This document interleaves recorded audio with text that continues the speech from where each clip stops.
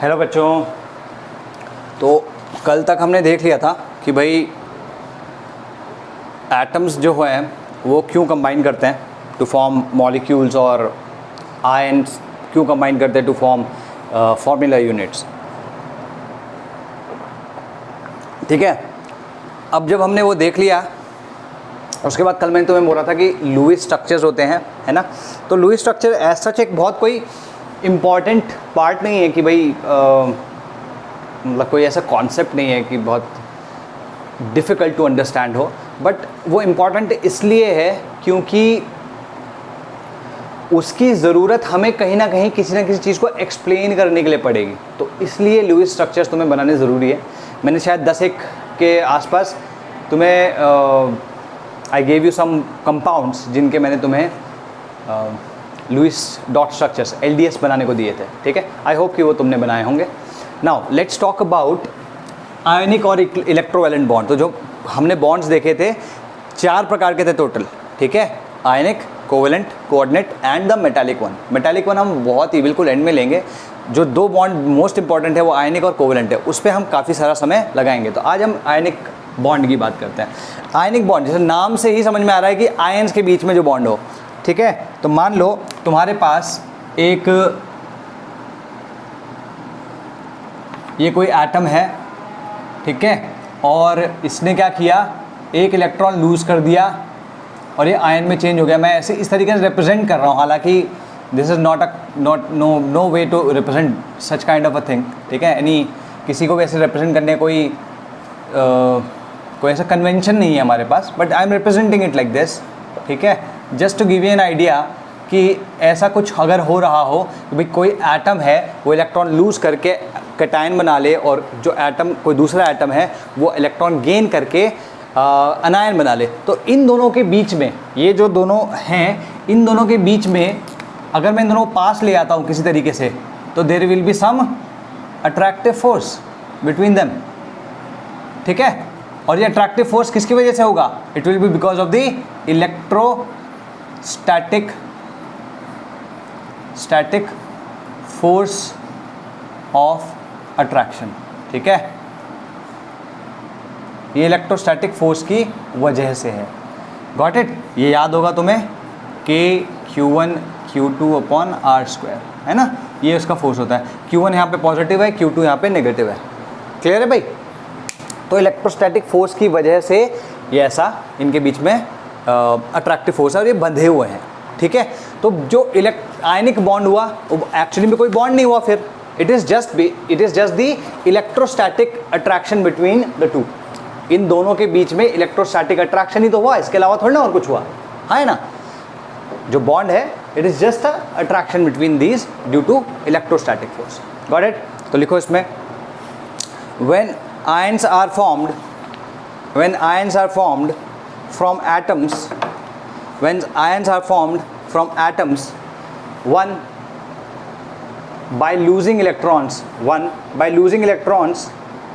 उसको लिखना cation, and another by gaining electrons, उसके आगे लिखना anions। they attract each other due to the electrostatic force of attraction. They attract each other due to the electrostatic force of attraction. Ionic bond is basically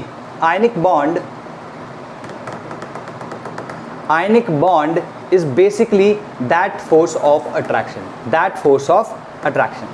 clear होगी बात? ठीक है जी। अब हम बात करते हैं, जैसे अगर मैं m और x की बात करूं तो इसको रिप्रेजेंट कैसे किया जाएगा? इसको यूजुअली रिप्रेजेंट किया जाता है इस तरीके से, m प्लस x माइनस, या डायरेक्टली इस तरीके से भी तुम लिख सकते हो इसको। तुम कभी ऐसे नहीं लिखोगे, ठीक है, दिस इज इनकरेक्ट। समझ में आया? जैसे हाइड्रोजन को मैं क्या लिखता हूँ, ऐसे लिखता हूँ। ये इसलिए लिखता हूँ क्योंकि this bond represents shared electrons. ठीक है ना, शेयर्ड इलेक्ट्रॉन्स। Got it? ये बॉन्ड शेयर्ड इलेक्ट्रॉन्स को रिप्रेजेंट करता है, और ये जो बॉन्ड है कोवेलेंट बॉन्ड हुआ। लेकिन यहाँ पर एज सच कोई शेयरिंग नहीं है, तो यहाँ पे बॉन्ड हम रिप्रेजेंट नहीं करेंगे। ठीक है, उसका रीज़न तुम ये भी कह सकते हो कि भाई जो आयनिक बॉन्ड होता है वो तो आयंस के बीच में होता है ना, है ना, आयंस के बीच में बॉन्ड। तो अगर हम इसकी डेफिनेशन लिखना चाहें तो हम क्या लिख सकते हैं, the bond which is between ions due to the electrostatic force between them, है ना। ठीक है, इसकी डेफिनेशन मैं लिखवा दूंगा, don't worry about it, but basic तो यही हुआ। ठीक, H इसके बीच में तो बॉन्ड हो सकता है लेकिन इसमें नहीं। अच्छा, दूसरा चीज़ जो यहाँ पे इंपॉर्टेंट है नोट करने वाली वो ये है कि ये नॉन डायरेक्शनल, चलो ठीक है पहले इसकी डेफिनेशन लिख लो फिर इसकी प्रॉपर्टीज कुछ लिखवा देंगे। लिखो इसमें, लिखो the bond existing between oppositely charged ions, bond existing between oppositely charged ions due to the bond existing between oppositely charged ions due to the electrostatic attraction between them, is called ionic, electrovalent और polar bond। ठीक है, तीनों नाम से जाना जाता है। कहीं पे पोलर बॉन्ड लिखा हो तो आयनिक बॉन्ड है उसका मतलब, गॉट इट, आयनिक, इलेक्ट्रोवेलेंट और पोलर बॉन्ड। ठीक, ये डेफिनेशन हो गई। इसके बारे में लिख दो कि that this bond is not represented by a dash. ठीक है, इस तरीके से लिख लो, इस this bond is not represented by a dash. ठीक है, अच्छा जी, नेक्स्ट जो है ये नॉन डायरेक्शनल होता है। नॉन डायरेक्शनल का मतलब क्या हुआ, नॉन डायरेक्शनल। ठीक है, तो इसको हम थोड़ा सा जो हमने कोवेलेंट में पढ़ना है उससे रिलेट करेंगे। जैसे अगर मैं बात करता हूँ H2O है ना, H2O तुमने पहले भी कहीं ना कहीं पढ़ा होगा, तुम्हें याद होगा कि इनके बीच का कुछ एंगल होता है, ये फिक्स्ड होता है 104.5। ठीक है, ये एंगल होता है इनके बीच का। तो ये दोनों बॉन्ड्स के बीच में कुछ एंगल है ना, ये पक्का होता है। लेकिन अगर मैं यही चीज़ किसी आयनिक कंपाउंड के बारे में बोलूँ, जैसे Mg2+, Cl- और Cl-, मान लो ये दोनों ऐसा है, तो इसके और ये जो बॉन्ड है, क्योंकि यहाँ तो वैसे भी मैं दिखा नहीं सकता, लेकिन इनके बीच में कोई पर्टिकुलर एंगल नहीं होता। मैं इसको इस तरीके से भी लिख सकता हूँ, मैं इसको इस तरीके से भी लिख सकता हूँ, मैं इसको इस तरीके से भी लिख सकता हूँ। ठीक है, तो ये कोई एंगल फिक्स्ड नहीं है। अब क्योंकि ये एंगल फिक्स नहीं है तो कोई पर्टिकुलर डायरेक्शन नहीं टेक कर रहा है, it can be anywhere. Mg मान लो ये पॉइंट है और ये दोनों Cl, लेट्स से ऐसे है, ये Mg है और ये Cl है, ये Cl है, तो क्या होगा, they can be at any angle to each other. ठीक है, कुछ भी एंगल पे हो सकते हैं। ये ऐसा है इसलिए है क्योंकि यहाँ पर Mg के पास पॉजिटिव चार्ज है और Cl के पास नेगेटिव चार्ज है, तो दो चार्जेस हैं ऑपोजिट चार्ज हैं ये। ठीक है ना, ये दोनों ऑपोजिटली चार्ज एंटिटीज़ हैं। ठीक है, तो ये दोनों के दोनों क्या करेंगे, अट्रैक्ट करेंगे एक दूसरे को। तो अगर मान लो Mg यहाँ पे है तो Cl यहाँ पे हो, यहाँ पे हो, यहाँ पे हो, यहाँ पे हो, यहाँ पे कहीं पे भी हो, अगर डिस्टेंस सेम है तो इनके बीच में अट्रैक्टिव फोर्स हमेशा सेम रहेगा, है ना। तो कोई डायरेक्शन नहीं होता इस बॉन्ड का। तो लिख लो, this bond is non directional bond, this bond is non directional bond, got it. तो एग्जाम्पल जो लिखा है यहाँ पे ये नोट कर सकते हो। ठीक, क्लियर हो गई ये बात। ठीक है जी, अब हम देखते हैं कि ये बॉन्ड बन रहा है तो क्यों बन रहा है। ठीक है, why is this bond forming. देखो भाई, दो रीजंस हैं। अगर मैं तुम्हारे सामने एग्जाम्पल लूँ, इसके लिखवा दूँगा, पहले एग्जाम्पल ले लेते हैं। ठीक है, इसमें देखो, जैसे अगर मान लो तुम्हें NaCl बनाना है तो NaCl कैसे बन रहा होगा भाई। ठीक है, NaCl क्या होगा, इस तरीके से बनेगा।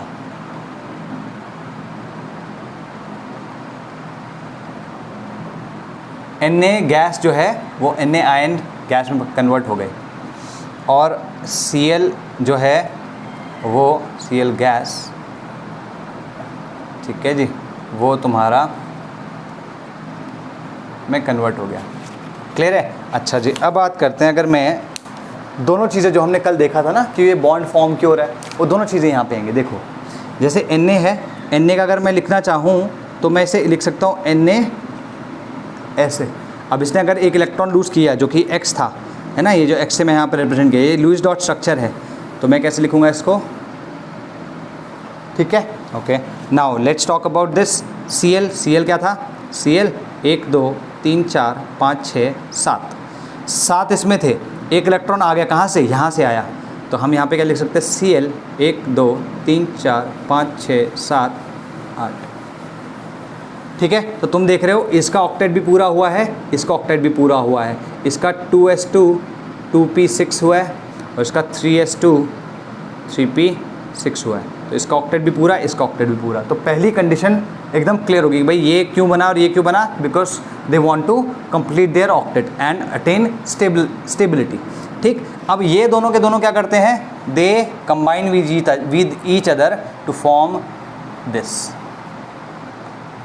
ठीक है, तो यहाँ से यहाँ तक तो आ गए, तो स्टेबिलिटी एक लेवल तक आई, लेकिन अब ये दोनों कंबाइन करके और भी स्टेबल हो सकते हैं, क्योंकि एक चीज़ तो ये क्या है कि ये गैसेस हैं, पहली चीज़, और दूसरा ये आयंस हैं। आयंस एक दूसरे के साथ कंबाइन करके एक दूसरे को न्यूट्रलाइज कर देंगे और this gas will get like kind of convert into solid.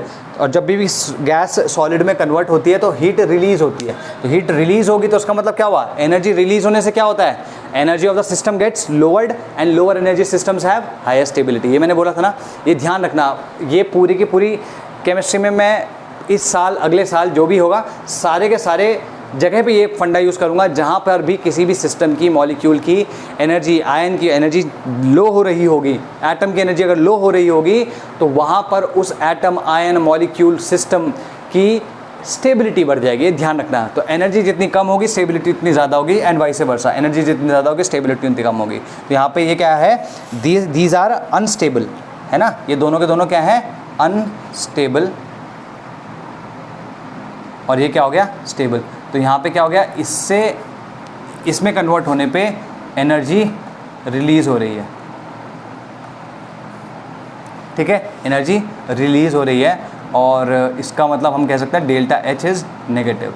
ठीक है, ये ध्यान होगा, मैंने पहले भी बताया था कि डेल्टा एच हमेशा नेगेटिव होता है अगर एनर्जी रिलीज़ हो रही हो तो क्लियर होगी भाई बात, ये इट्स सिंपल है ना, ठीक है, ओके। तो लिखो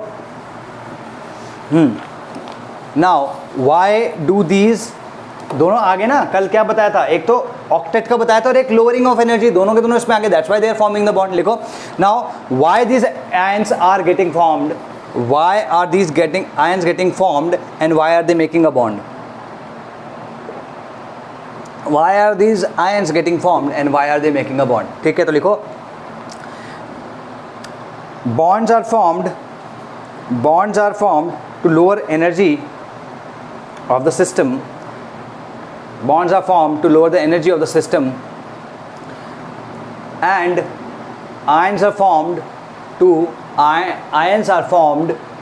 complete the octet, to attain complete octet, to attain, ions are formed to attain complete octet। में ions क्या होते हैं, कितने प्रकार के, वो सब में नहीं आ रहा, because we have already seen that in mole concept, जब मैंने तुम्हें एलिमेंटल पार्टिकल्स के बारे में बताया था। नॉट दैट कि एलिमेंटल पार्टिकल्स की का मतलब ये है कि भाई बिल्कुल बेसिक एटम के अंदर वाले पार्टिकल्स की बात हो रही है। I was talking about elements only, और एलिमेंट्स को ही कितने तरीके से हम देख सकते हैं उसके बारे में मैंने बात करी थी।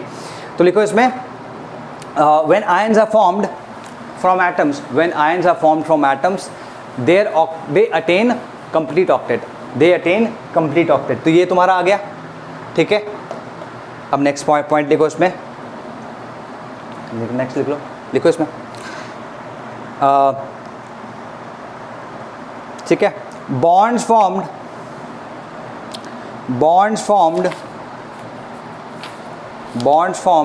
between these ions, bonds formed between these ions lead to a stable compound, that means the energy is released, ठीक है। और एनर्जी रिलीज हुई तो ये फेवरेबल प्रोसेस होगा, ठीक है। Energy is release, hence this is a favorable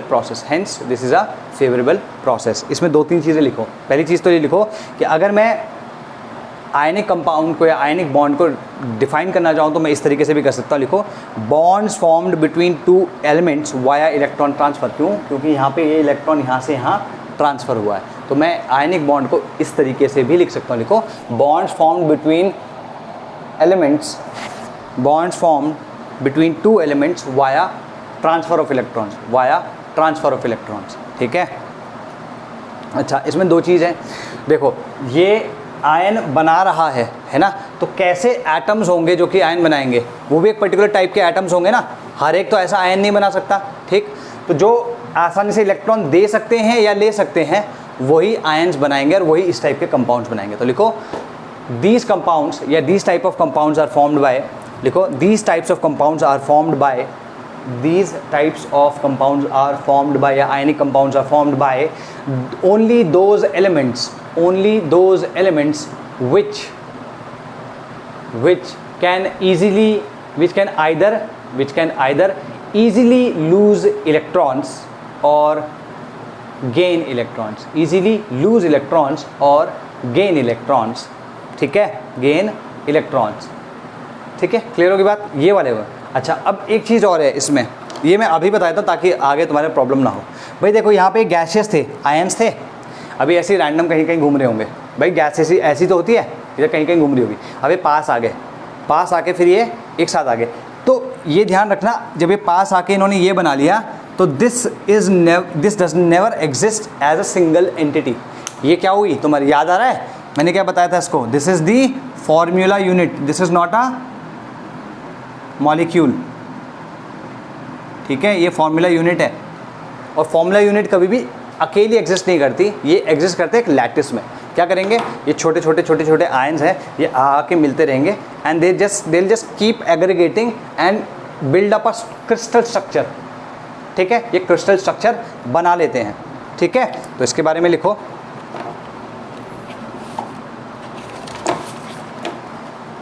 इसके बारे में लिखो, रुको मैं लिखवाता हूँ।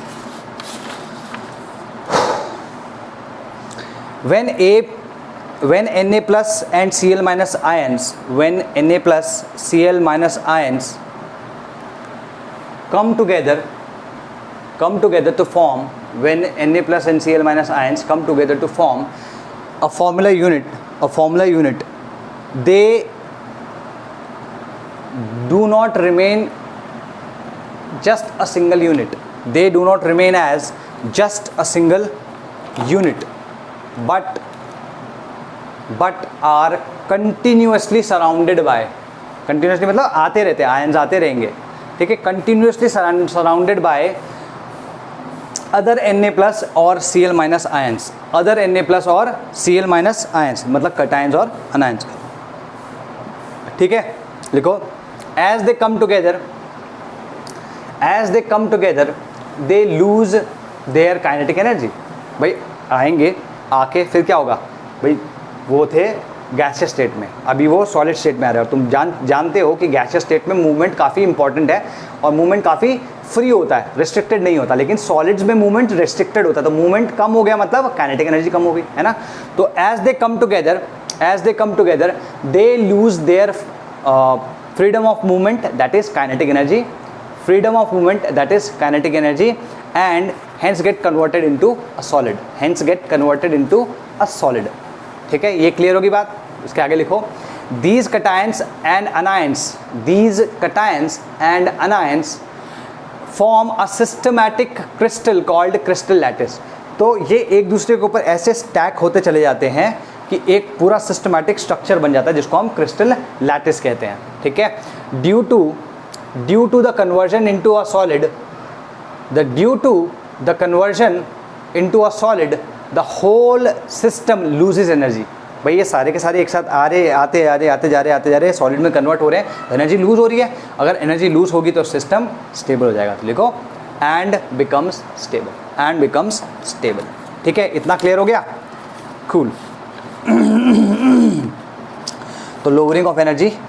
अच्छा, अगर मान लो मैं MgO का एग्जांपल लेता हूँ यहाँ पे, तो MgO में क्या हो रहा होगा, MgO के केस में, ठीक है, MgO के केस में होगा Mg गैस, Mg2+, ठीक है, और यहाँ पे क्या होगा O गैस प्लस 2 इलेक्ट्रॉन्स, ये 2 इलेक्ट्रॉन्स ने इसको दे दिए और यहाँ पे क्या आ गया O2-, ठीक है। तो ये दोनों मिलकर क्या करेंगे, अभी यहाँ पे भी चाहे तो तुम देख सकते हो, इसका भी कंप्लीट ऑक्टेट होगा, इसका भी कंप्लीट ऑक्टेट होगा। इनफैक्ट मैं लिख ही देता हूँ 2s2 2p6 2s2 2p6, ठीक है। और ये दोनों मिलके क्या करेंगे, they will make MgO which can be represented as Mg2 plus O2 minus। ठीक है जी, क्लियर हो गई ये बात? ठीक है, नाउ ठीक, तो ये स्टेप 1 है, स्टेप 2 है और स्टेप 3 जो मैंने यहाँ पे लिखा है वो है। Got it? ठीक है, तो कभी भी आयनिक बॉन्ड का फॉर्मेशन होगा हमेशा 3 स्टेप में होगा। This is called the first step. First step, हालांकि मुझे यहीं पे लिखना चाहिए था, this is the first step. ठीक है, फर्स्ट स्टेप कौन सा होता है भाई? This is formation of cation, formation of cation. ठीक है, this second step is, second step formation of अनायन। ठीक है, और जो थर्ड स्टेप है ये क्या है? यहाँ पे लैटिस बन रहा है ना, तो यहाँ पे क्या आएगा? Formation of lattice. क्लियर होगी भाई? ठीक है, first step formation of cation, second step formation of अनायन, third step is formation of the lattice. ठीक है, इस वाले में एनर्जी देनी पड़ती है, इसमें एनर्जी मिल जाती है और इसमें एनर्जी मिलेगी। ठीक है, क्योंकि भाई अभी हमने देखा ना एनर्जी रिलीज हो रही है तीनों के, तो इसमें क्या है? एनर्जी एब्जॉर्ब्ड, इसमें एनर्जी रिलीज्ड और इस वाले में एनर्जी रिलीज। तो ये ध्यान रखना, और ओवरऑल जो होता है ओवरऑल में भी एनर्जी रिलीज होती है। Got it? तो इस वाले को मैं अभी मिटाऊंगा नहीं, ये वाला मिटा सकते हैं हम, बाकी और भी चीज़ें मिटा सकते हैं, लेकिन इस वाले के अभी आगे ज़रूरत पड़ेगी। ठीक है, तो लिखो, नेक्स्ट हेडिंग लिखो, next heading is nature of atoms. किस टाइप के एटम्स होंगे जो कि इस टाइप के बॉन्ड्स बनाएंगे? अभी मैंने ऑलरेडी थोड़ा बहुत बताया है, इसको मैं थोड़ा आगे और एलैबोरेट करता हूँ। एक सेकंड रुको। ठीक है, तो क्या बोल रहा था? हाँ लिखो भाई, नेचर ऑफ एटम्स। हम ऑलरेडी देख चुके हैं किस तरीके के एटम्स बनाएंगे जो कि आसानी से आयन्स फॉर्म कर सकते हैं, या तो कैटायन या फिर अनायन। तो आसानी से इलेक्ट्रॉन लूज करेगा तो कैटायन फॉर्म करेगा, आसानी से इलेक्ट्रॉन गेन करेगा तो अनायन फॉर्म करेगा। तो लिखो इसमें, ionic bond will not be formed between, ionic bond will not be formed between atoms of same और सिमिलर एटम्स, सेम और similar atoms. Ionic bond will not be formed between same और similar atoms. ठीक है, it will only be formed between atoms of different nature, it will only be formed between atoms of different nature। ठीक है, one atom should be electropositive, that is it can lose electrons, and the other should be electronegative, that means it can gain electrons easily। ठीक है, तो लिखो इसमें, one atom should be electropositive, that is they can lose electrons easily, and the other atom should be electronegative, that is they can gain electron easily। ठीक है, अच्छा, तो अब अगर हम देखें इन जनरल जो ये डेफिनेशन हमें दी गई है, इसमें क्या बोला? इलेक्ट्रोपॉजिटिव, जो इलेक्ट्रॉन आसानी से लूज कर दें। ऐसे कौन से एलिमेंट्स होते हैं जो आसानी से इलेक्ट्रॉन लूज कर दे? They are called metals. Electropositive बोल दिया मतलब मेटल्स की ही बात हो रही है। ठीक है, और दूसरे कौन से होंगे?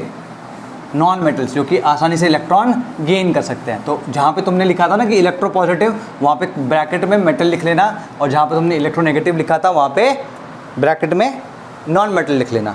ठीक है, ठीक है जी। तो अब यहाँ पे हम कह सकते हैं कि भाई हम ये बात कर रहे हैं, जो हमने एक एग्जाम्पल दिया ना,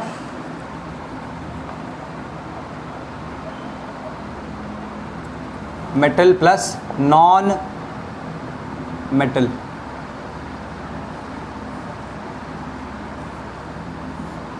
ठीक है, मेटल प्लस नॉन मेटल है ना, तो ये आसानी से इलेक्ट्रॉन लूज कर सकते हैं या आसानी से इलेक्ट्रॉन गेन कर सकते हैं। और यहाँ पे तुम्हें क्या दे देंगे? Ionic compound. ठीक, ये कौन कौन से होते हैं? ये फर्स्ट या यू कह लो जी ग्रुप 1, ग्रुप 2 और ग्रुप 13 वाले होते हैं, और ये ग्रुप 15, ग्रुप 16 और ग्रुप 17 वाले होते हैं। जो कि आसानी से इलेक्ट्रॉन गेन कर लेते हैं या आसानी से इलेक्ट्रॉन लूज़ कर देते हैं। Got it? क्लियर होगी भाई बात? अगर इनकी वैलेंसीज़ की तुम बात करो तो इसकी वैलेंसी 1 होगी, इसकी 2 होगी, इसकी 3 होगी, इसकी 3 होगी, इसकी 2 होगी, इसकी 1।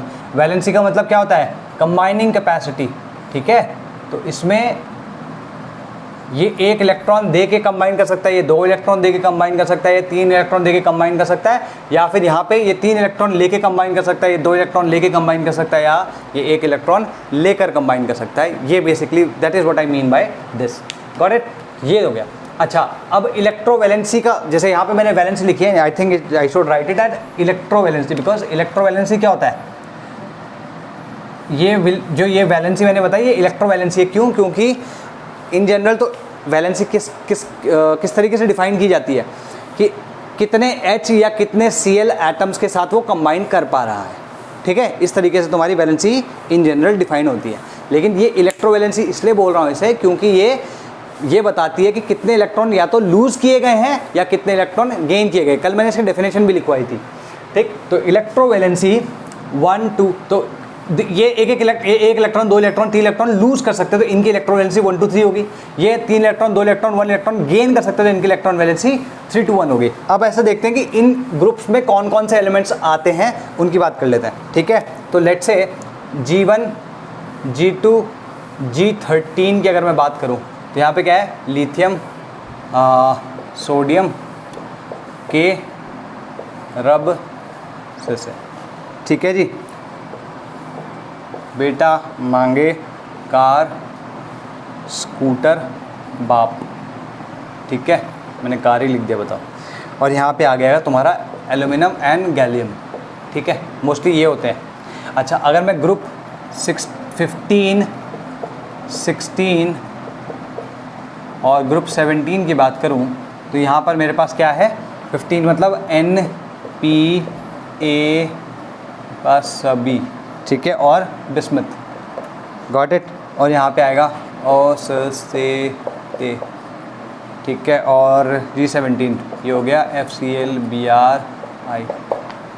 ठीक है, ये सारे के सारे एलिमेंट्स हो गए। ये आसानी से इलेक्ट्रॉन्स लूज़ कर सकते हैं, ये आसानी से इलेक्ट्रॉन गेन कर सकते हैं। ठीक है, क्लियर इनफ?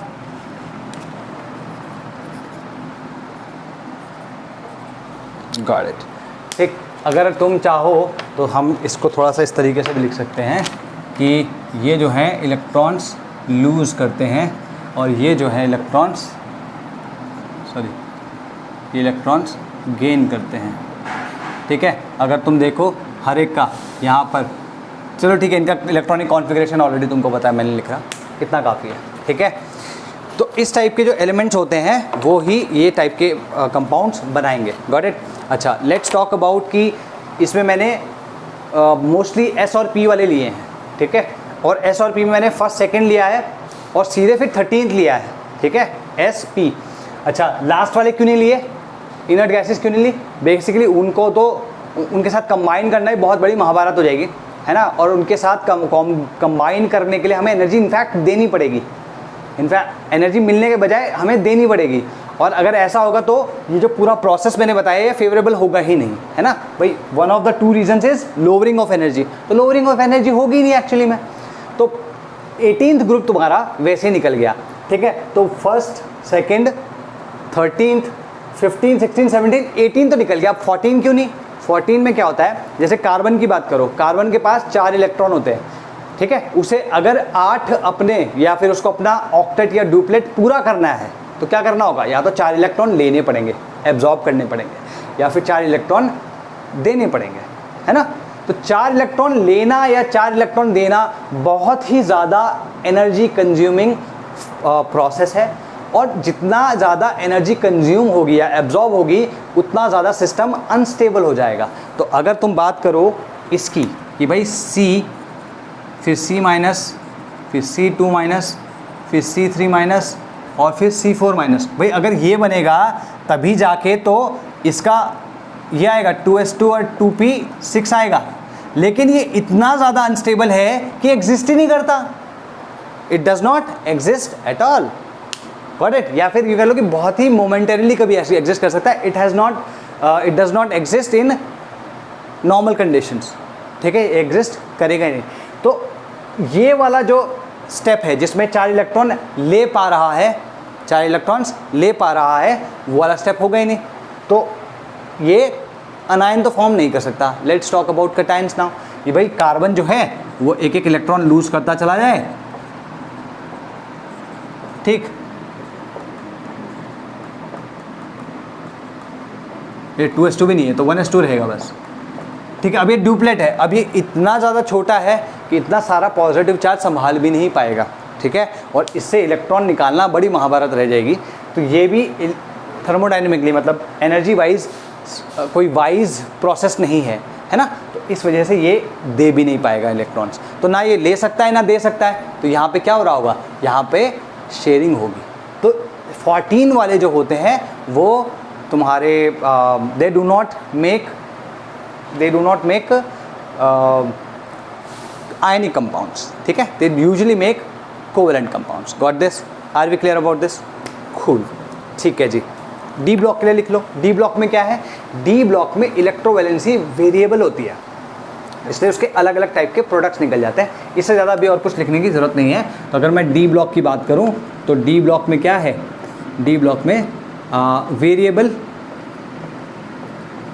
इलेक्ट्रोवैलेंसी है, ठीक है। जैसे एग्जांपल ऑफ आयरन, आयरन क्या होता है, Fe2+ में भी एग्जिस्ट करता है और Fe3+ में भी एग्जिस्ट करता है। तो ये 3 इलेक्ट्रॉन लूज कर रहा है, 2 इलेक्ट्रॉन लूज कर रहा है, इसके भी कंपाउंड होते हैं, इसके भी कंपाउंड होते हैं। तो कोई एक पर्टिकुलर कंपाउंड नहीं है, अलग अलग कंपाउंड्स बनते हैं। तो इसको इतना डिटेल में अभी अपन डिस्कस नहीं कर रहे हैं, लेकिन ये एलिमेंट्स डेफिनेटली देंगे। इन एलिमेंट्स का ये जो जो ट्रांजिशन एलिमेंट्स हैं, मोस्टली मेटल्स होते हैं, वो मोस्टली ये सारे मेटल्स होते हैं, लेकिन बस वो देखिए कितना मेटालिक कैरेक्टर वो वेरी करता है, वो अलग बात है। तो ये वाले इनके साथ में कंबाइन कर सकते हैं, that is the point that I am trying to make, ठीक है। तो लिखो, अब इसमें हम अगर कुछ ऑब्जर्वेशन डालना चाहें, वो क्या हो सकता है कि अगर मोस्ट आयनिक कंपाउंड्स किस किस के होंगे, जिनके बीच में इलेक्ट्रोनेगेटिविटी डिफरेंस सबसे ज़्यादा होगा। अभी इलेक्ट्रोनेगेटिविटी डिफरेंस कहाँ से आया, देखो भाई, ये बहुत इन तीनों में सबसे ज़्यादा आसानी से इलेक्ट्रॉन कौन लूज कर सकता है, ये वाले। इन तीनों में सबसे आसानी से इलेक्ट्रॉन कौन गेन कर सकता है, ये वाले, है ना। तो ये सबसे जल्दी फॉर्म होगा, ये सबसे जल्दी फॉर्म होगा। ये दोनों के दोनों का एनर्जी जो होगा फेवरेबल होगा इनके फॉर्मेशन का, और फिर ये दोनों कंबाइन करेंगे तो ये बनना भी बहुत जल्दी ये बहुत फेवरेबल होगा। तो दीज प्लस दीज, इनके कंपाउंड्स हमेशा सबसे ज़्यादा आयनिक होंगे, ठीक है। ग्रुप 1 और ग्रुप 17 के कंपाउंड्स जो बनेंगे वो आयनिक कंपाउंड्स वो ज़्यादा सबसे ज़्यादा आयनिक होंगे। और इनमें भी जो सबसे ज़्यादा आयनिक होगा वो होगा ये वाला। इसमें अगर तुम देखो, सबसे ज़्यादा आसानी से इलेक्ट्रॉन कौन दे सकता है, ये। इसमें सबसे ज़्यादा आसानी से इलेक्ट्रॉन कौन ले सकता है, ये। तो CSF, that is the most ionic compound, ठीक है। तो लिखो इसमें द मोस्ट आयनिक कंपाउंड्स या highest ionic character will be, देखो, the highest ionic character will be in compounds formed by या formed between, will be in compounds formed between group 1 and group 17, group 1 and group 17, because group 1 can lose electrons very easily. Group 1 elements can lose electrons very easily, hence they are highly electropositive, and group 17 elements can gain electrons very easily, hence they are very electronegative, hence there is a difference in the there is a high difference in electronegativity of these elements. In elements के बीच में high electronegativity का difference है, ठीक है। तो लिखो, the larger this group difference, the larger this group difference, the larger will be the electronegativity difference. The larger this group difference, the larger will be the electronegativity difference, and hence larger or higher will be the ionic character. Hence higher will be the ionic character, ठीक है। और इसमें जो most electronegative most आयनिक होगा वो CSF होगा। The most ionic या highest ionic character will be observed in CSF. Highest organic नहीं, ionic character is observed in CSF, ठीक है। तो ये मोस्ट नॉन मेटालिक हो गया, मोस्ट मेटालिक हो गया, इस तरीके से लिख सकते हो तुम इसको।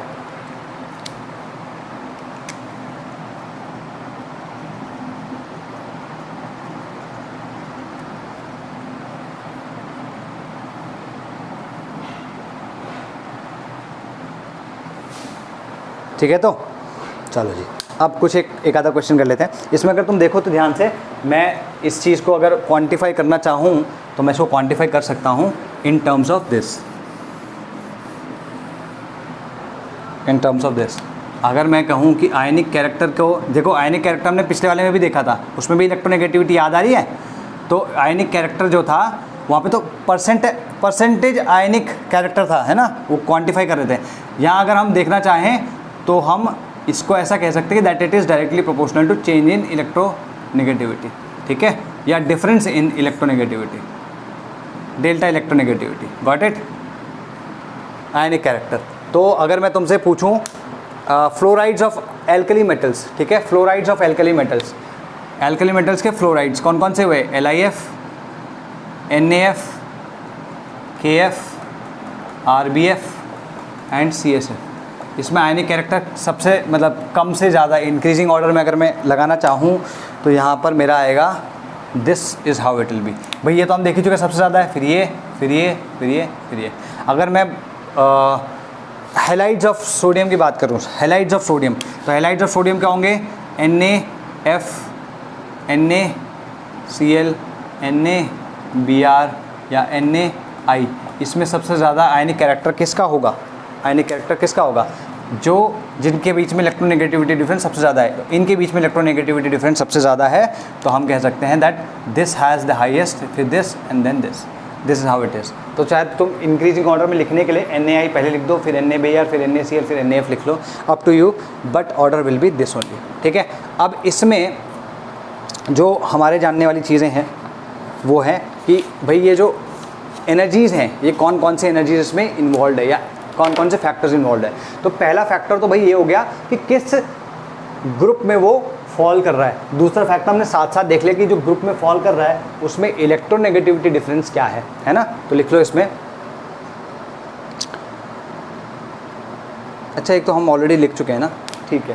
थर्ड पॉइंट जो एक्चुअली में यहाँ पे ध्यान देने वाली बात है, that is the energies involve. कौन कौन सी एनर्जीज़ हैं जो कि इसमें इन्वॉल्व है, ठीक। तो 3 तरीके की एनर्जीज़ हैं, कौन कौन सी है वो देखो। अगर देखो यहाँ पे ध्यान से, मैं इसको बता दूंगा, तो ये मैंने इसलिए नहीं मिटाया था ताकि तुम्हें कुछ बता सकूँ। यहाँ पे इलेक्ट्रॉन निकाला जा रहा है इससे, इस प्रोसेस को क्या बोलते हैं, याद आया, इसको बोलते हैं आयोनाइजेशन एंथैल्पी या एनर्जी। तो आयोनाइजेशन एंथैल्पी है ना, यहाँ पे इलेक्ट्रॉन को निकाला जा रहा है, ठीक है। अच्छा यहाँ पे क्या हो रहा है, इलेक्ट्रॉन को दिया जा रहा है, तो हम इसको कह सकते हैं क्या हो रहा है, कौन सा प्रोसेस है ये, इलेक्ट्रॉन गेन एंथैल्पी है। मतलब इस प्रोसेस में जो एनर्जी इन्वॉल्व है वो इलेक्ट्रॉन गेन एंथैल्पी या फिर माइनस ऑफ EA या EA कह सकते हो, अभी माइनस ऑफ EA क्यों लिख रहे हो, EA है, ठीक है। अच्छा ये यहाँ पे क्या हुआ, गैसियस आयन से ये सॉलिड क्रिस्टल में चेंज हो रहा है, तो हम यहाँ पर जो एनर्जी इन्वॉल्व होती है उसको हम कहते हैं लैटिस एनर्जी, ठीक है। तो हेडिंग डालो, energy is involved in the formation of ionic bond, energy is involved in the formation of ionic bond, ठीक है। तो फर्स्ट क्या है तुम्हारा, अगर तुम इसमें देखो, यहीं पे मैं हेडिंग डाल दूं, energy is involved in the formation of ionic compound, ठीक है। मैं बाकी सब मिटा देता हूँ यार, ये सब क्लटर हो रहा है यहाँ पे।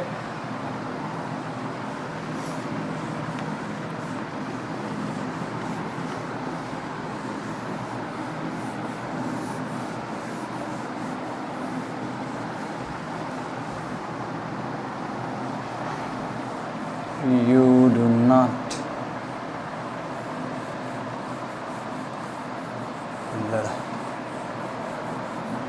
ठीक है।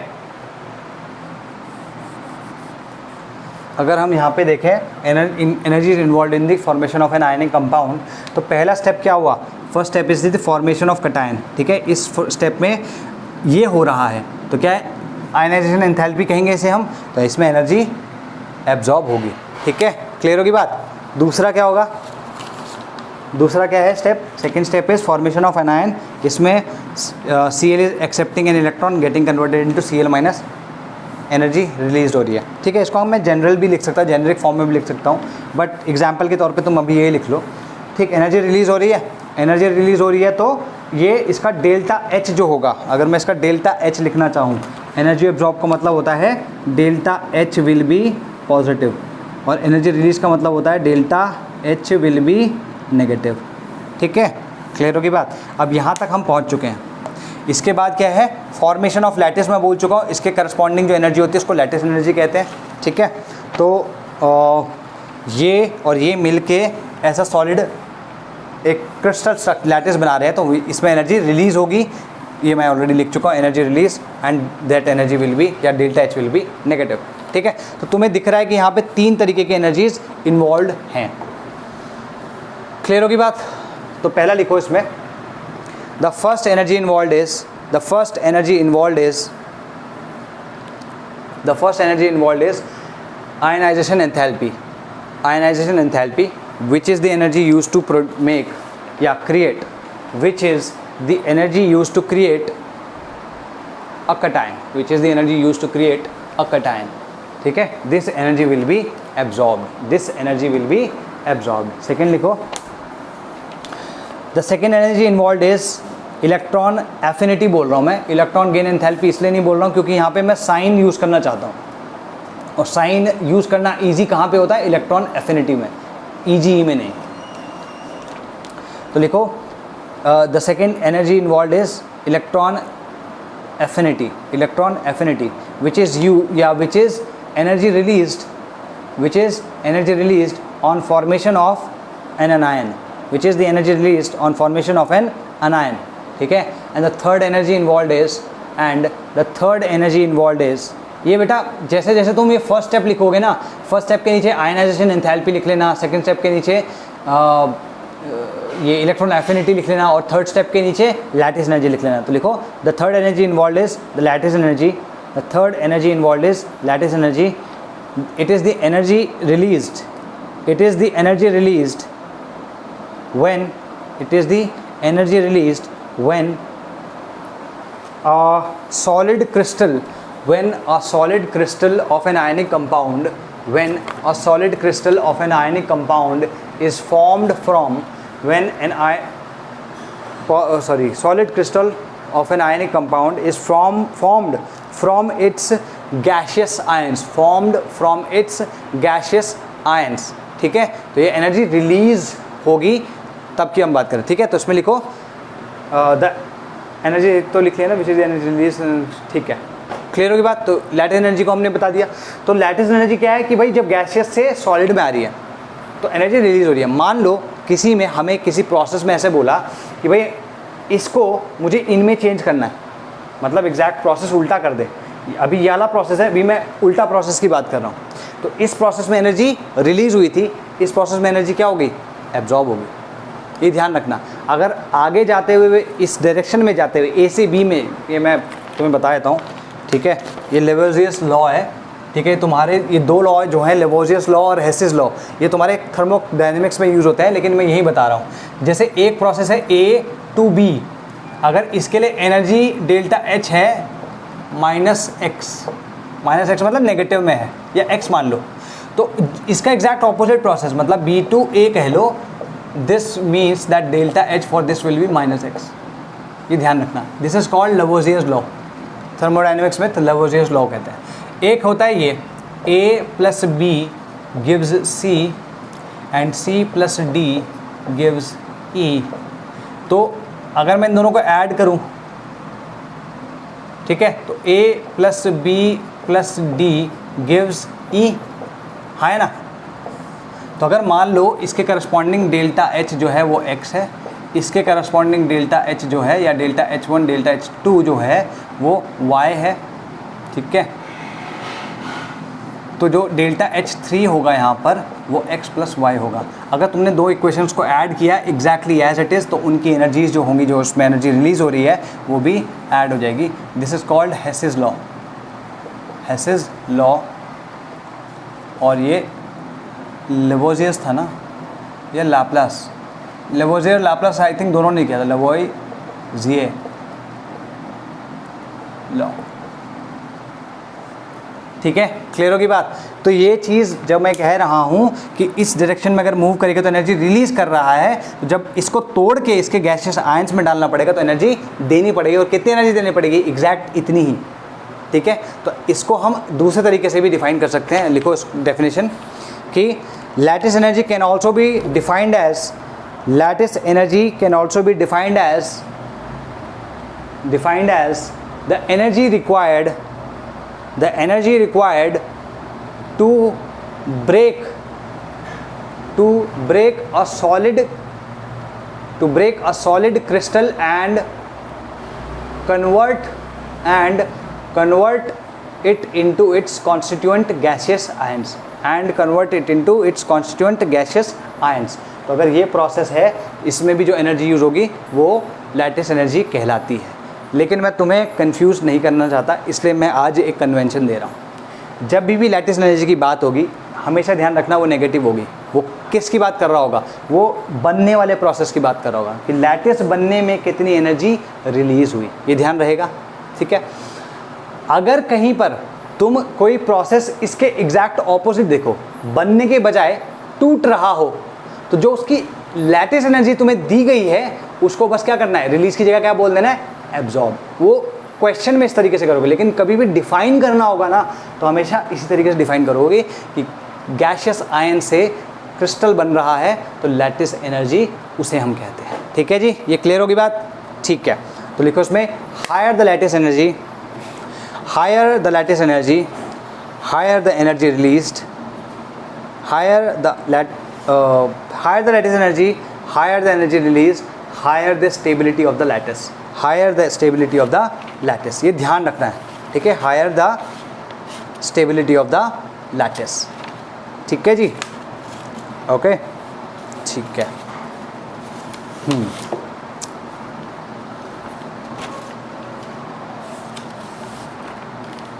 लीस्ट क्यों होना चाहिए और हाईएस्ट क्यों होना चाहिए, चलो ठीक है।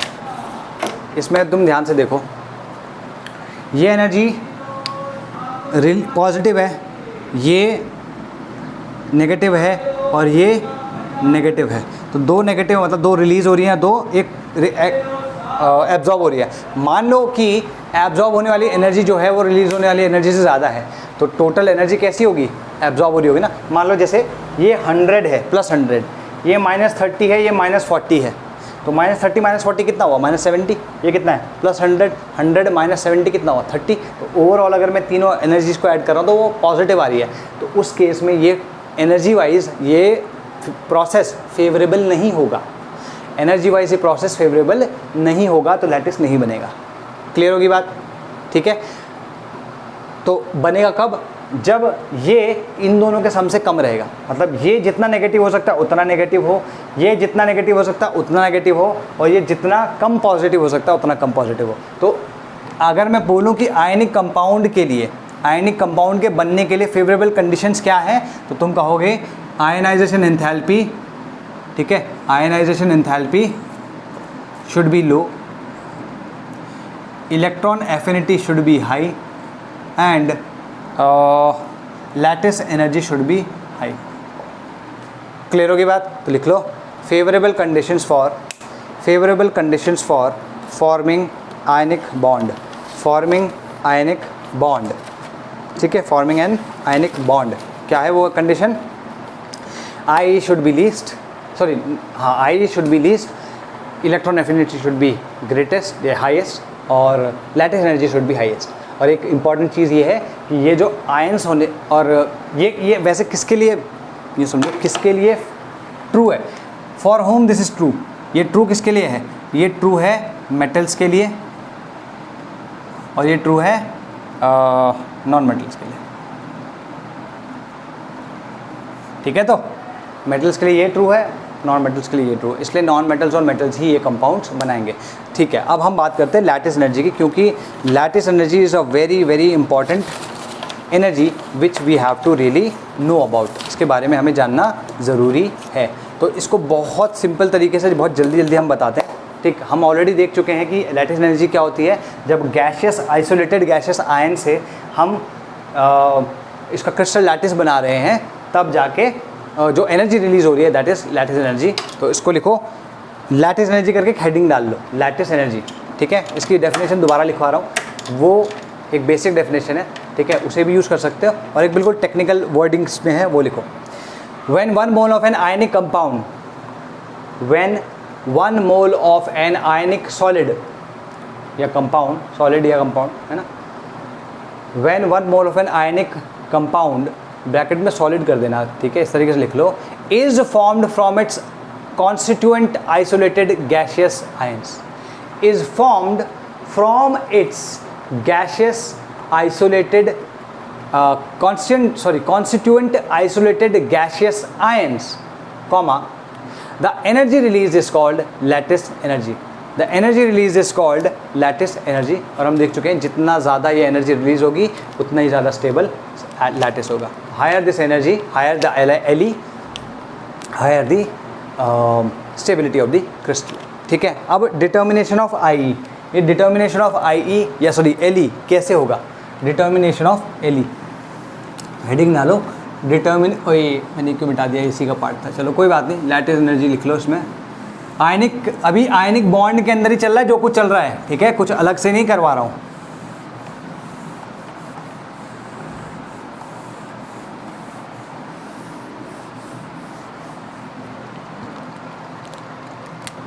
लिखो डिटर्मिनेशन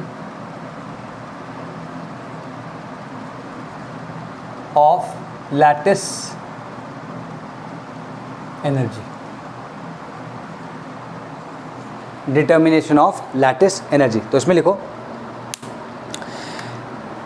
व्हेन, लिखो इसमें पहले, सबसे पहले लिखो when an ionic compound is formed, when an ionic compound is formed, it is formed from, when an ionic compound is formed, it is formed from its constituent elements, it is formed from its constituent elements in their most stable and pure state, in their most stable and pure state। तो अगर मैं मान लो NaCl की ही बात कर लेते हैं, ठीक है, let's talk about NaCl। तो NaCl को अगर हमें बनाना है, let's say अगर if I am talking about NaCl solid form, ये बनना है, तो एक्चुअली में बनेगा कैसे, ये बनेगा Na से, ये बनेगा Na से और Cl से, in their most stable and pure natural form. ठीक है, तो Na कैसा होता है, सॉलिड फॉर्म में होता है, Cl कैसा होता है, Cl2 में होता है और गैस में होता है, और यहाँ पे तो एक Cl की ज़रूरत है, तो हम इसको हाफ कर सकते हैं। ठीक है जी, क्लियर होगी बात, ठीक है, बेसिक तो यही हो गया। अगर हम फॉर्मेशन की बात करें, कोई भी अगर आयनिक कंपाउंड बन रहा है तो it will be formed from its constituent elements in their most stable and pure natural form. मैंने वहाँ पे फॉर्म बोला था, नेचुरल कर देना उसके साथ में, नेचुरल फॉर्म। इतना क्लियर हो गया। अच्छा, तुम बोलोगे सर अभी तो आपने बताया था कि ये वाला तो Na+ और Cl- गैस से बनता है। अग्री, जब वो, क्योंकि प्रोसेस जो है, वो प्रोसेस जो मैंने बताया था वो लैटिस एनर्जी वाला प्रोसेस है, ये ओवरऑल प्रोसेस है। क्योंकि Na+ कहाँ से बना हुआ है, अपने आप से तो एग्जिस्ट करेगा नहीं ना, बनेगा तो इसी से, है ना, क्लियर है, ठीक है। Cl- भी बनेगा इसी से, ये तो क्लियर है, ठीक है जी। तो अब इसको जानने का क्या तरीका है वो देखो। सबसे पहले लिखो कि भाई ये जो प्रोसेस है, this is called the process of formation of NaCl। तो लिखो this is the process of formation of NaCl and the energy involved in this, energy या enthalpy involved in this process, enthalpy involved in this process is called enthalpy of formation. ठीक है, ये ΔHF है। इसके around जो along, इसके about जो energy change है that is called the enthalpy of formation. Got it. तो ये प्रोसेस है पूरा का पूरा। ठीक, तो इसमें लिखो एंथैल्पी ऑफ फॉर्मेशन, लिखो एंथैल्पी ऑफ फॉर्मेशन के लिए वो लिखो, डेफिनेशन लिखो उसकी। The enthalpy change when 1 mole of any compound, the enthalpy change when 1 mole of any compound, when 1 mole of any compound is formed from its elements, when any compound is formed from its elements in their most stable and pure natural form. Clear होगी बात?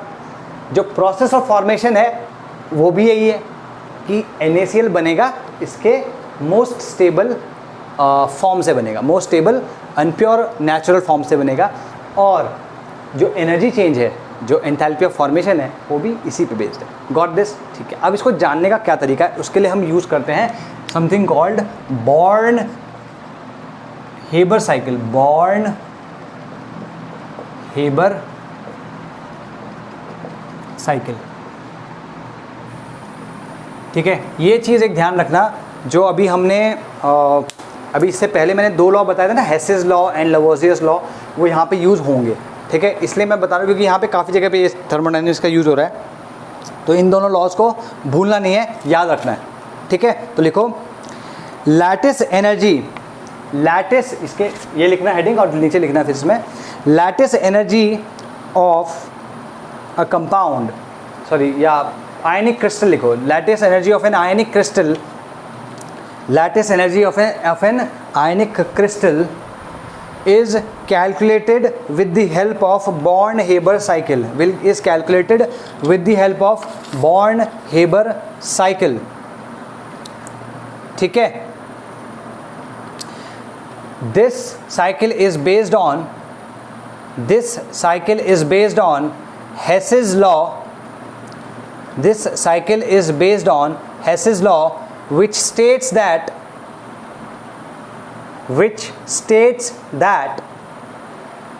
the energy involved in the formation, of an ionic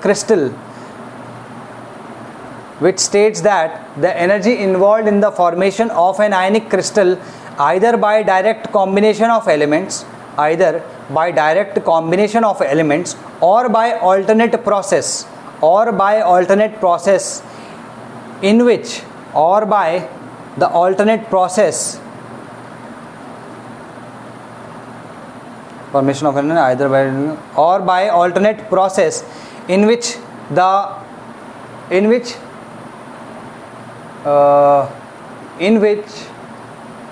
overall process takes place in steps, will be equal. है ना. चाहे तो मैं इसके about जो energy बोल रहा हूँ, ये जो एनर्जी है इस प्रोसेस के अबाउट डेल्टा एफ है ना, उसकी बात करें, या इसी प्रोसेस को मैं कुछ स्टेप्स में तोड़ दूँ और उन स्टेप्स के अबाउट जो एनर्जी होगी उन सब का जो टोटल होगा वो इसके इक्वल होगा. That's what born-Haber cycle is all about. ठीक है. क्लियर हो गई बात? ठीक है. एंड दिस साइकिल लिखो, and this cycle is applied for the formation of, this cycle is applied for the formation of 1 mole of NaCl, 1 mole of the ionic compound, ऐसे लिख लो, is applied for the formation of 1 mole of the ionic compound. ठीक है. अभी और कुछ नहीं बोलते. अब बॉर्न-हेबर साइकिल मैं इसके लिए लिख रहा हूँ. ठीक है. बॉर्न-हेबर साइकिल में इसके लिए लिख रहा हूँ. ठीक. क्या है यहाँ पे? Na है. ठीक है. Na सॉलिड है. ये किस में कन्वर्ट होगा पहले? Na गैस में कन्वर्ट करेंगे इसको भाई. तभी तो हमें क्या चाहिए, ये Na प्लस गैस से बन रहा हो, तो पहले सॉलिड को गैस में कन्वर्ट करेंगे, गैस को फिर क्या करेंगे, Na प्लस में कन्वर्ट करेंगे. हाँ है ना. ये क्या प्रोसेस होगा हम देखेंगे, देख लेते हैं साथ साथ. चलो, I want to use a different pen, that's why I am putting this it like this. यहाँ पर सॉलिड से सीधे गैस में कन्वर्ट कर रहे हैं, इसको क्या कहते हैं? सब्लिमेशन. ठीक है. This is called sublimation. तो लेट्स से कि इसके अबाउट जो एनर्जी है वो डेल्टा एच एस है. ठीक है। और ये कैसी होगी एनर्जी, ये पॉजिटिव होगी।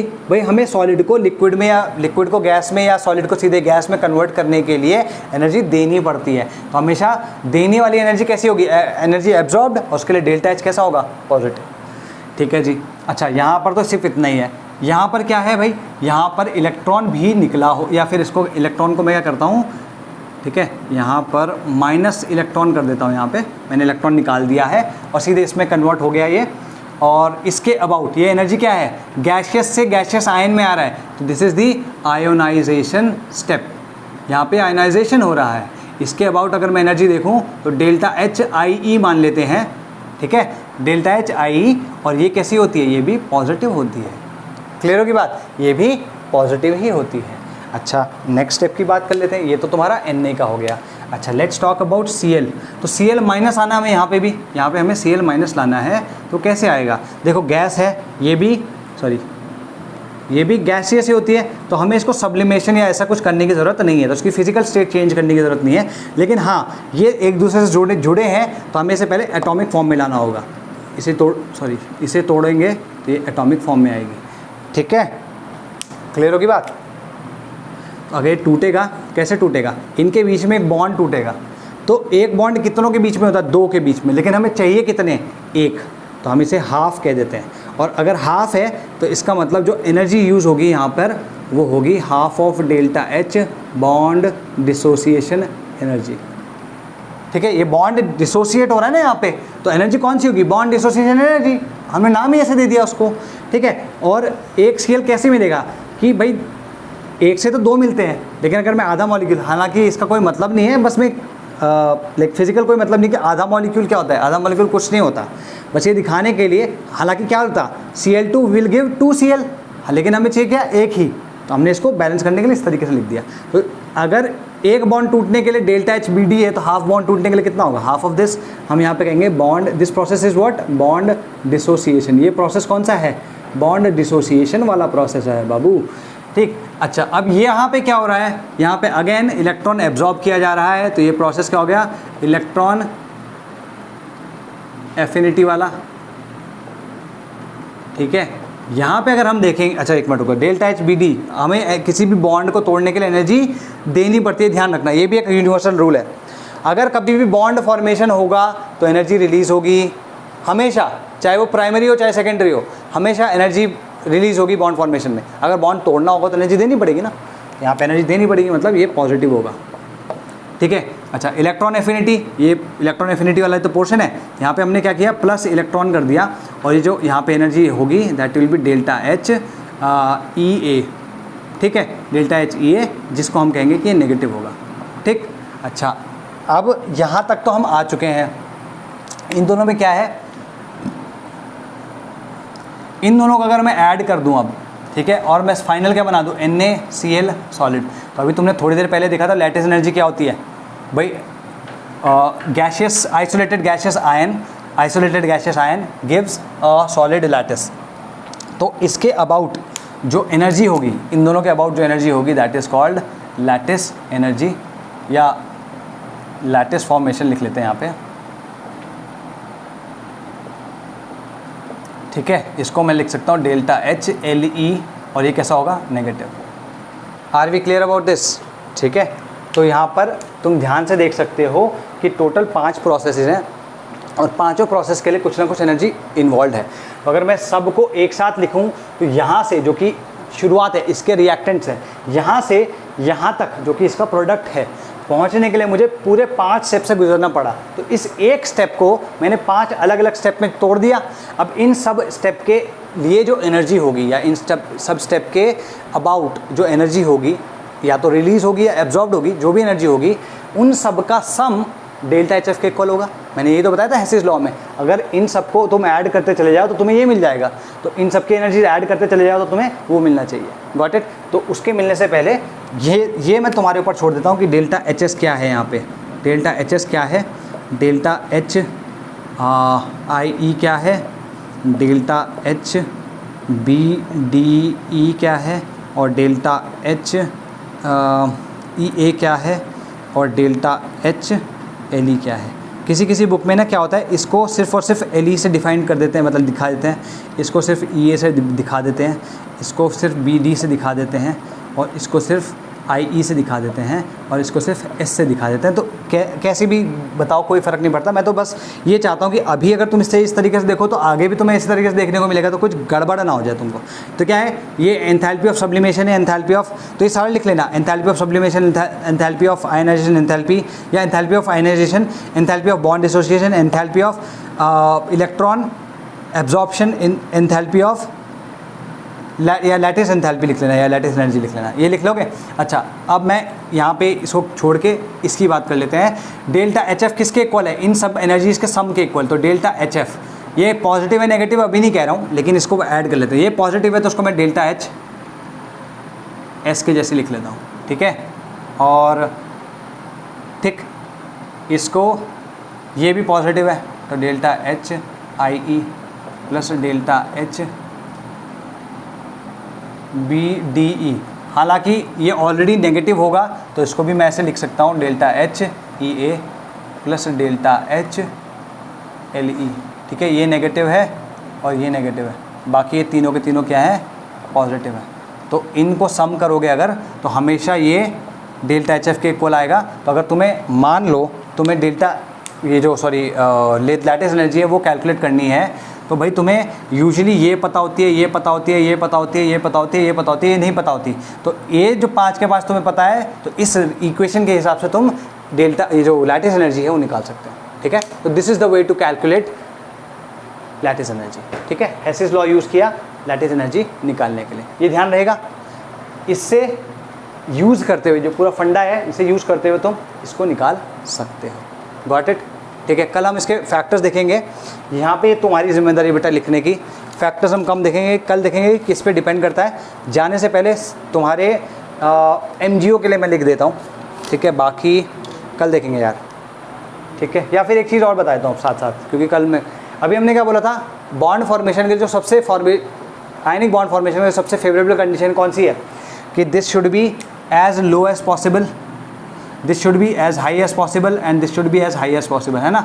ये जो दोनों की दोनों होती हैं, ये बहुत ही कम होती है इन कंपैरिजन टू दीज, मतलब मैग्नीट्यूड वाइज बोल रहा हूँ।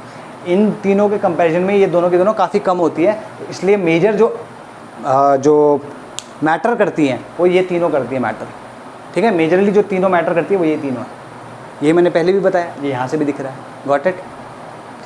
अच्छा, MGO के लिए कर देता है जल्दी से, ठीक है, इसको मिटा देते हैं। MGO में क्या है भाई, MGO में मैं ऐसा करता हूँ, पूरा ना मिटा के हम ये कर लेते हैं या, लेकिन इसमें ज़रूरत तो पड़ेगी, छोड़ो इसको, पूरा मिटा रहा हूँ मैं पूरा लिखूँगा नहीं इसमें सब चीज़ें, बस MGO के केस में क्या हो रहा होगा हम उसकी बात करेंगे, ठीक है। MGO अगर तुम देखो, Mg तुम्हारा सॉलिड से आएगा, उसको तुम सब्लिमेट करोगे और तुम्हारा फिर Mg गैस बन जाएगा, उसको तुम फिर फर्स्ट आयनाइजेशन एंथैल्पी दोगे तो Mg प्लस बन जाएगा, फिर उसको तुम सेकेंड आयनाइजेशन एंथैल्पी दोगे तो वो Mg2 प्लस बन जाएगा, ठीक है। अच्छा, अब यहाँ पर तुम ClO की बात करो तो हाफ O2 है, ठीक है, ये गैसियस फॉर्म में, तो उसको सब्लिमेट करने की कोई ज़रूरत नहीं है, बस ये कि इसको तोड़ना पड़ेगा। तो बॉन्ड डिसोसिएशन एनर्जी जो है यहाँ पे दी जाएगी और ये O गैस में कन्वर्ट हो जाएगा। फिर यहाँ पे आयनाइजेशन ये आयनाइजेशन एंथैल्पी नहीं है, ये इलेक्ट्रॉन एफिनिटी है, ये फर्स्ट इलेक्ट्रॉन एफिनिटी है, इसको दी जाएगी, तो ये एक इलेक्ट्रॉन एब्जॉर्ब करके O माइनस में कन्वर्ट हो जाएगा। ऑफकोर्स ये गैसियस में ही रहेगा फॉर्म में, और यहाँ पर ये भी गैसियस फॉर्म में ही रहेगा, ठीक है। ये गैसियस रहा, इसके बाद फिर से इसमें एक और इलेक्ट्रॉन डाला जाएगा, तो ये जो ये होगा ये इस बारी पॉजिटिव होगा, ये नेगेटिव होगा, ये पॉजिटिव होगा, ये पॉजिटिव होगा, ये पॉजिटिव होगा, ये पॉजिटिव होगा, ठीक है।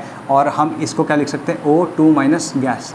अब यहाँ से जो बनेगा सीधे सीधे तुम्हारा MgO बनेगा, ठीक है। तो अगर तुम इसमें डेल्टा HF लिखना चाहते हो तो delta HF will be equals two plus S plus IE1 plus IE2 plus BDE minus EA1 plus, क्योंकि देखो सेकेंड आयनाइजेशन एंथैल्पी होती है वो हमेशा पॉजिटिव होती है, ध्यान होगा तुम्हें, और minus of lattice energy equals to, हाँ ठीक है, डेल्टा एच एफ। तो ये तुम एनर्जी यहाँ पे ये वाला फॉर्मूला यूज़ कर सकते हो। तुम बोलोगे सर आपने जो डेल्टा एच एफ करके लिखाया था, तुम यही चीज़ को डेल्टा एच एस और सबके साइन को पॉजिटिव कर देना। अगर डेल्टा एच में लिखोगे, डेल्टा एच में जब भी लिखोगे तो साइन सबके पॉजिटिव कर देना। यहाँ तो मैं ये दिखाना चाह रहा था बस कि कौन से नेगेटिव होंगे और कौन से पॉजिटिव होंगे। तो ये सारे के सारे पॉजिटिव होंगे, मतलब ये एनर्जी यहाँ पे इन प्रोसेस के लिए एब्जॉर्ब की जाएगी और इन प्रोसेस के लिए एनर्जी दी जाएगी। मतलब नॉट दैट कि the energy will be released in these cases and energy will be absorbed in these cases, ठीक है।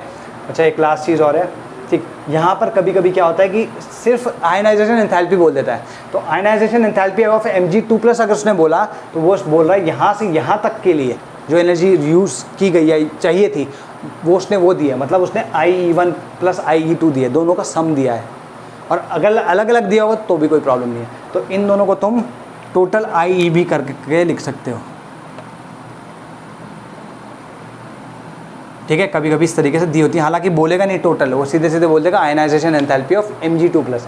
तो इसको बनाने के लिए जो टोटल एनर्जी है वो उसने दी होती है। Got it. तो ये बेसिक है। इसके बाद हम लैटिस एनर्जी कैसे बिहेव करती है या क्या उसका बिहेवियर होता है, हम उसके बाद में कल बात करेंगे। चलो बाय बाय, टेक केयर।